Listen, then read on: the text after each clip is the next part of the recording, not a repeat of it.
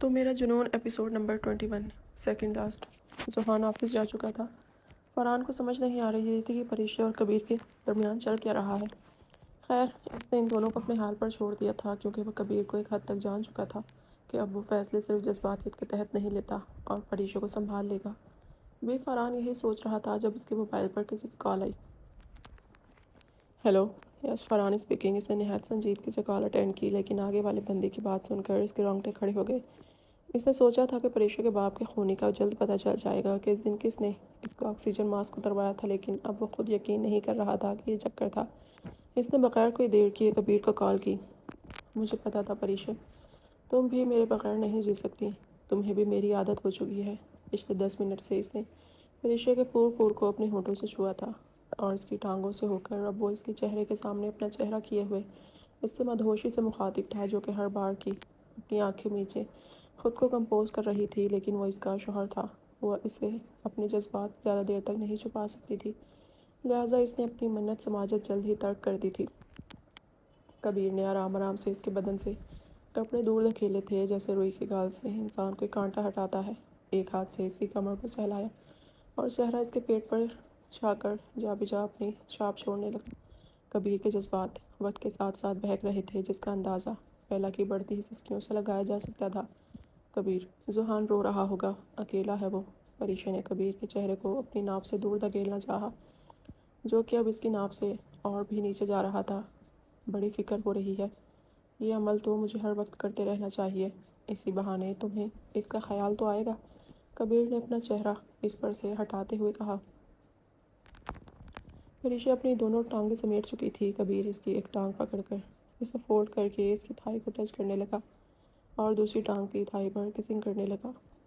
پریشا نے جھٹ سے اپنی دونوں پنڈلیوں کو کبیر کی کمر پر لے کر اپنے پاؤں کو لاک کر دیا اور دونوں ہاتھوں سے اس کے چہرے کو ہٹانے لگی۔ کچھ وقت کے بعد کبیر نے اس کے ناک کو پکڑ لیا اور وہاں سے ہوتے ہوتے اس کے سینے تک آیا۔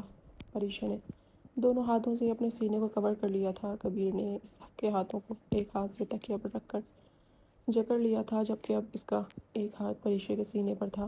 سینے پر جا بجا لب پھیرنے کے بعد اس کا رجوع اس دشمن جان پر تھا جو کبھی اس کی جان لیتا تھا اور اپنی پریشا کو بچانے کے لیے اسے اس دل کا خاتمہ کرنا تھا۔ اس نے فوراً ہی پریشا کی گردن سے بال پرے دھکیلے، لیکن یہ کیا؟ فرحان کو پورا 1 گھنٹہ ہو چکا تھا، لیکن کبیر اس کی کال نہیں اٹھا رہا تھا کیونکہ وہ جناب اپنا سیل فون بند کر کے ایک اہم مشن کو سر انجام دے رہے تھے۔ اس میں اس کو کسی بھی قسم کی دخل اندازی پسند نہیں تھی، خواہ وہ اس کا باس زحان ہی کیوں نہ ہو، جسے وہ آفس بھجوا چکا تھا۔ فرحان نے اب ایک فیصلہ کیا کہ وہ کبیر کے پاس جائے گا۔ زحان کو ملیحہ کے پاس سونپ کر وہ اب اپنی راہ میں رواں تھا۔ واٹ دی ہیل، یہ کیا کر دیا تم نے؟ کبیر نے اس کی گردن کو اپنے دونوں ہاتھوں سے کھوجا، جہاں پہلے کی طرح دل جگمگا رہا تھا۔ پریشا نے فوراً اپنی آنکھیں واپس کھولیں۔ کیا ہوا کبیر؟ اس نے ایسے ریئیکٹ کیا جیسے کچھ بھی نہ ہوا ہو۔ وہ ٹیٹو جو میں نے اپنے نام کا یہاں بنایا تھا، وہ کہاں گیا؟ کبیر نے سخت تاثرات لیے اس کے دونوں گالوں کو اپنے دونوں ہاتھوں سے تھام کر کہا۔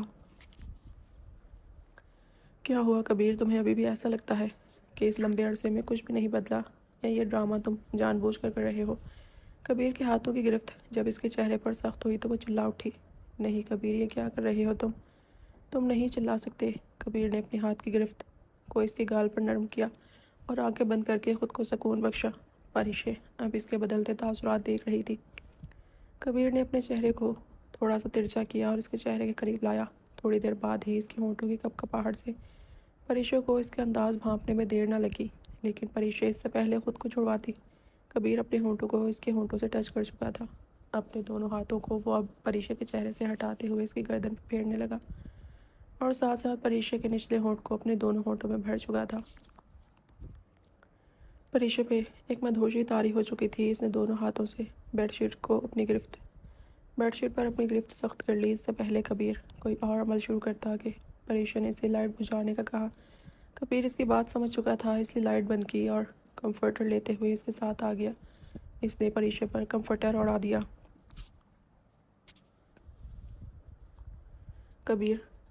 کبیر ابھی وہ خود بھی اس کمفرٹر میں جانے لگا تھا جب باہر سے فرحان کے چیخنے کی آوازیں آئیں۔ پریشا نے اپنے آپ کو کمفرٹر میں چھپا دیا تھا۔ کبیر، یہ کیا؟ اس کے چہرے کا رنگ اڑ چکا تھا۔ کبیر اس کی حالت کو اچھی طرح سمجھ سکتا تھا۔ بیلا، تم ایسا کرو کہ جاؤ یہ چینج کرو، میں باہر جا کر دیکھتا ہوں، بی ریلیکس۔ کبیر نے پاس پڑے کپڑے اس کو پکڑاتے ہوئے کہا اور خود بھی اپنی شرٹ پہننے لگا۔ یار کتنی کالز کی تجھے، کتنی آوازیں لگائیں، یہ بتا تو کر کیا رہا تھا کمرے میں؟ موبائل کیوں سوئچ آف آ رہا ہے تیرا؟ ابھی کبیر باہر نکلا نہیں تھا جب فرحان لاؤنج میں ٹہل کر اس کی جانب لپکا۔ کیسی باتیں کر رہا ہے یار، بیوی اتنے عرصے بعد تو ہاتھ لگی ہے اور بندہ ہوش میں رہے، ایسا کبھی سنا ہے کیا؟ کیا ہوا؟ اچھا خاصا وقت برباد کر دیا۔ کبیر کو ابھی بھی مذاق سوچ رہا تھا جس کی وجہ سے فوراً ہی ایک شگوفہ چھوڑا۔ کبیر، تجھے مذاق سوچ رہا ہے؟ ادھر اتنی بڑی مصیبت آ پہنچی ہے یار۔ فرحان سے کبیر کے کندھے پر ہاتھ رکھتے ہوئے فکرمندی ظاہر کی۔ کیا ہوا، سب ٹھیک تو ہے؟ کبیر بھی اب ٹینشن میں آ چکا تھا۔ اس نے فرحان کے پیچھے دروازے کو کھلتا دیکھا جدھر سے پریشا اپنے آپ کو سیٹ کر کے باہر نکل چکی تھی۔ کبیر، ہمیں جلد ہی پولیس اسٹیشن چلنا پڑے گا۔ فرحان نے یہ کہہ کر نہ صرف کبیر کے بلکہ اپنے پیچھے کھڑی پریشا کے سر پر بھی بم پھوڑا تھا۔ کیا ہوا، سب کچھ ٹھیک تو ہے؟ یہ لفظ فرحان کو اپنے پیچھے سے سنائی دیے تھے۔ پریشا تم، ہکلاتے ہوئے اس نے پریشا سے کہا۔ ہاں لیکن پولیس اسٹیشن، اور وہ بھی کبیر۔ پریشا کی سمجھ میں کچھ نہیں آ رہا تھا۔ پریشا تم ریلیکس رہو، ذوحان کو کسی کو کہہ کر میں گھر بھجوا دیتا ہوں، تم سب سنبھال لینا، کبیر نے پریشا کے گال کو تھپتھپا کر کہا اور فرحان کے ساتھ باہر نکل گیا۔ پریشا پیچھے سے حیرانی میں سوچنے سمجھنے سے قاصر تھی۔ تو آپ ہیں ان کے بیٹے؟ پولیس آفیسر نے کبیر کو کہا۔ کیا آپ اپنا پورا نام درج کروا سکتے ہیں؟ جی میں ہی ہوں، کبیر خانزادہ، کبیر نے چہرے پر سختی لاتے ہوئے کہا۔ اس سے کہا تو کیا چاہتے ہیں آپ؟ جس انسان نے اتنے زیادہ گناہ کیے ہیں آپ کیا انہیں معاف کر پائیں گے؟ پولیس آفیسر اس سے سوال پر سوال پوچھنے لگا۔ نہیں سر، میں کیا، اس انسان کو قانون بھی معاف نہیں کرے گا، اور رشتے کی آڑ میں ہم کسی کے ساتھ ناانصافی بالکل نہیں کر سکتے۔ میری طرف سے آپ کو پوری اجازت ہے۔ اپنی آنکھ کے کناروں کو اپنی انگلیوں کے پورٹوں سے صاف کر کے نہایت افسوس سے کبیر نے سر کو جواب دیا۔ کیا آپ ان سے آخری دفعہ ملنا نہیں چاہیں گے؟ اس سر نے گلاسز کے باہر سے جھانک کر کبیر کو کہا۔ نہیں، میں نہیں چاہتا کہ میرا ماضی ایک بھی بار میرے سامنے آئے، اجازت چاہتا ہوں۔ کبیر کے لیے اس جگہ رکنا محال تھا۔ فرحان نے اس کے کندھے کو جنبش دی۔ کبیر نے ایک ہاتھ سے اشارہ کیا، شاید اس کا مطلب تھا کہ وہ ٹھیک ہے۔ دیکھو، ایک دفعہ میرے بیٹے سے ملنے دو مجھے، اسے بلا دو، وہ مجھے معاف کر دے گا۔ اتنا ظلم نہ کرو مجھ پر۔ اس نے اپنی سوجی آنکھوں کو ملتے ہوئے ایک ہی بات کہی جو پچھلے آدھے گھنٹے سے دہرا رہا تھا۔ وہی بڈھے، تو جب اتنا ظلم کرتا تھا تب تجھے خیال نہیں آتا تھا؟ اب چل، سزا تو تجھے ملے گی ہی، ایک مونچھ والے انسان نے جمشید کو گھور کر کہا۔ کیسی سزا؟ جیمی نے نہ سمجھی میں کہا۔ سزائے موت، اور وہ بھی سرعام۔ اس انسان کے یہ الفاظ سن کر جیمی زمین پر بیٹھ چکا تھا۔ بابا، پچھلے 2 گھنٹے سے ذوحان نے ملیحہ کی گود میں بیٹھ کر جینا حرام کر رکھا تھا۔ پریشا ابھی تک کچن میں تھی، وہ ملیحہ سے پہلی دفعہ مل رہی تھی، اس لیے وہ چاہتی تھی کہ اس کی اچھی طرح خاطر تواضع کرے۔ پریشا، ذوحان کب سے تنگ کر رہا ہے، تم جلدی سے آ جاؤ۔ ملیحہ کو پتہ تھا کہ وہ اس کے لیے ہی کچن میں کام کر رہی ہے، اس لیے اسے بلانا چاہا۔ نو بابا، ذوحان نے منہ بسور کر کہا۔ ملیحہ اس کی اس حرکت پر ہنس دی۔ دیکھا ملیحہ، اس لیے میں کچن میں ہی ٹھیک ہوں، اس نے ایسے ہی کرنا ہوتا ہے، اس کے بابا ہی اسے سنبھالیں گے۔ پریشا کو ذوحان پر غصہ آیا کیونکہ وہ ملیحہ کے سامنے اس کی انسلٹ کر رہا تھا۔ ملیحہ اور پریشا نے شام تک ایسے ہی گپیں لگائیں۔ پریشا نے اسے اور بیٹھنے کے لیے کہا لیکن وہ کام کا بہانہ بنا کر واپس چلی گئی۔ کبیر کا انتظار کرتے کرتے وہ تھک چکی تھی۔ اچانک اسے باہر سے کسی کے آنے کی آواز آئی۔ وہ سمجھی کہ کبیر آیا ہے، اس لیے فوراً باہر کی طرف لپکی۔ جولی اپنی بیٹی کا کارٹ میں ڈالے اپنے پوشن کی طرف لپکی، لیکن اچانک ہی کسی عورت کے سائے نے اسے اپنی طرف کھینچا۔ کون ہے؟ اس نے ادھر ادھر جھانکتے ہوئے کہا۔ پریشا کو پتہ چل چکا تھا کہ جسے کبیر سمجھ کر وہ باہر آئی ہے وہ وہی عورت ہے جس کی آواز کچھ دن پہلے اس کو سنائی دی تھی۔ یہ کون ہے؟ آج ضرور دیکھ کر رہوں گی، پریشا نے احتجاجاً اپنے قدم آگے بڑھائے۔ جولی کو دیکھ کر اس کا رنگ اڑ چکا تھا۔ دوسری طرف جولی کا بھی اسے دیکھ کر یہی حال تھا۔ تم یہاں؟ جولی نے زہریلی نظروں سے اسے دیکھتے ہوئے کہا۔ ہاں، میں پریشا کو جیسے ہمت مل گئی تھی، میں پریشا ابابیل، کبیر خان زادہ کی وائف، اس کی زندگی میں دوبارہ سے لوٹ چکی ہوں، اور اب تمہیں بھی چاہیے کہ اپنی اس بیٹی کے ساتھ اپنی لائف جیو، نہ کہ دوسروں کی لائف میں ٹانگ اڑاؤ۔ پریشا نے ایک انگلی اٹھا کر اسے کہا۔ جولی کے تن بدن میں آگ لگ چکی تھی۔ تمہاری اتنی اوقات نہیں کہ یہ سب تم مجھ سے کہہ سکو، مجھے جہاں ہونا چاہیے وہیں ہوں۔ ہاں، البتہ تمہیں تو آرفنیج میں ہونا چاہیے تھا، جس کے ماں باپ مر چکے ہیں، وہ وہیں ہوتے ہیں، رائٹ؟ اس نے جل کر کہا۔ پریشے کا پارا ہائی ہو چکا تھا۔ اب کرو بک بک، اس بیٹی کو لے کر اس گھر سے فوراً جاؤ۔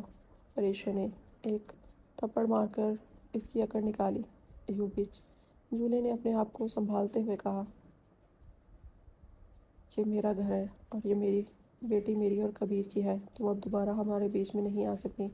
اگر تمہیں شوق ہے کہ تم اپنے باپ کے قاتل کے گھر رہو تو تم مزے سے رہو، کیونکہ اس کے علاوہ تمہارا کوئی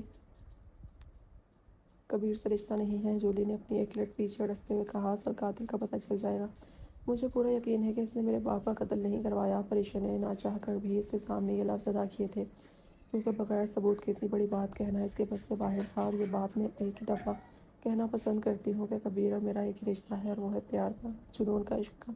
سمجھی؟ پریشا نے اسے کہا اور اندر گم گئی۔ جولی کے کہوں پر پریشا کے قدم رک چکے تھے۔ واہ واہ، یہ رشتہ تو بہت گہرے ہیں، لیکن تب کیا جب یہ رشتے بنانے والا ہی پیچھے ہٹ جائے؟ جولی نے آنکھیں کھول کر اس کے سامنے دھیمے سے بات کی۔ پریشا کی سمجھ میں کچھ نہیں آ رہا تھا۔ کیا کہنا چاہتی ہو تم؟ اس نے دوبارہ اس سے سوال کیا۔ سمپل سی بات ہے، بلکہ بتائی ہے کہ جب رشتہ بنانے والا ہی آزاد کر دے تو وہ رشتہ کہاں کا رہتا ہے؟ کسی نے بھی کسی کو آزاد نہیں کیا، سمجھی تم؟ پریشا نے اس کی بات کاٹ دی تھی۔ اچھا، تو پھر یہ بتاؤ کہ کبیر پولیس اسٹیشن گیا ہے، یہ تو تمہیں پتہ ہے، لیکن کیوں گیا ہے؟ کیوں نہیں پتہ تمہیں؟ جولی نے اس کو چیخ کر کہا۔ واقعی میں پریشا کو کیا پتہ کہ وہ کس وجہ سے گیا ہے؟ ہاں ہاں، جاؤ، آزادی مبارک پریشا، کبیر تمہیں ضرور آزاد کرے گا۔ جولی کے کہے ہوا میں بلند ہونے لگے۔ اس کے ساتھ ساتھ پریشا کے قدم پولیس اسٹیشن کی جانب اور بھی تیزی سے بڑھنے لگے۔ میں یہ کیسے کر سکتا ہوں؟ اسے اپنے سے دور نہیں کر سکتا فرحان۔ پین کو ہاتھ میں تھامتے ہی اس کے ذہن میں جھماکے سے آج تک اس کے ساتھ بتائے ہوئے پل یاد آئے۔ نہیں کبیر، تجھے یہ کرنا ہوگا۔ اس قید سے اس انسان کو آزاد کر کے اسے رہائی دے۔ یہ ذلت، یہ بہتر وہ رہائی ہے۔ چل یہاں سائن کر۔ فرحان نے کبیر کو پیج پر سائن کرنے کے لیے کہا۔ کبیر کے ہاتھ ابھی بھی کانپ رہے تھے، لیکن قانون کے اصولوں پر چلنے سے وہ خود کو نہ روک پایا۔ وہ تیز تیز قدموں سے چل کر بالآخر اپنی منزل پر پہنچ چکی تھی۔ اس نے کبیر کے ہاتھ میں پیپر اور پین دیکھ لیا تھا۔ تو کیا واقعی میں وہ ایسا کرنے جا رہا تھا؟ نہیں، اگر ایسا ہے تو وہ اسے روکے گی، اس سے پوچھے گی کہ یہ کیوں کر رہے ہو تم؟ لیکن ان سوچوں نے اسے لیٹ کر دیا تھا۔ دوسری طرف کبیر اس کاغذ پر سائن کر کے کسی کے مستقبل کا فیصلہ کر چکا تھا۔ کبیر کی آنکھوں سے آنسو کے قطرے اس کاغذ پر اس پین سے کے سائن کو مٹا رہے تھے، لیکن ان کاغذ پر شہد مہر لگ چکی تھی، اور قانون کے فیصلوں کو تبدیل نہیں کیا جا سکتا، جس کی وجہ سے اس سائن کو کوئی فرق نہیں پڑا تھا۔ نہیں، پریشا کے منہ سے الفاظ نکلے۔ اس نے اپنی آنکھیں بند کر لیں، جیسے کہ اس کے حوصلے کسی نے چھین لیے ہوں۔ کبیر، پریشا کی اس چیز سے کبیر کے ہاتھوں سے وہ کاغذ اور قلم چھوٹ چکے تھے۔ اس نے فوراً دوسری طرف دیکھا، جہاں وہ زمین پر اپنی آنکھیں بند کیے بیٹھی تھی۔ بیلا، کبیر کے لب سے آہستہ سے نکلا۔ اس سے پہلے وہ پریشا کے پاس جاتا، پریشا بے ہوشی کی وادیوں میں اتر چکی تھی۔